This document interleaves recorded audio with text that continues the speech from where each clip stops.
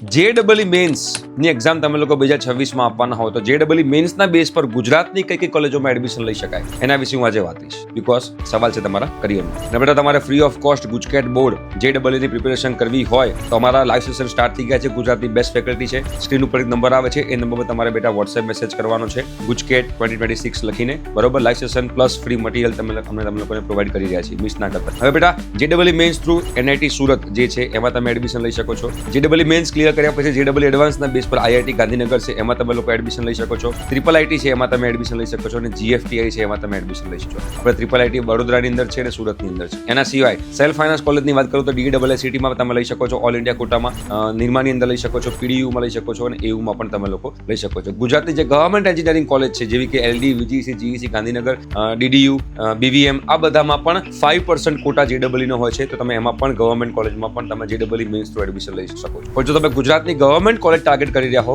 તો તમારે GUJCET plus board પર વધારે ફોકસ કરવું જોઈએ. બીકોઝ ગવર્મેન્ટ કોલેજમાં 5% સીટ્સ JEE મેન્સની છે અને 95% સીટ્સ ગુજકેટ પ્લસ બોર્ડની છે. ઓકે, અને ફટાફટ વોટ્સએપ મેસેજ કરજો તો તમને લોકોને જોરદાર લાઇસન્સ મળશે. Okay, thank you so much.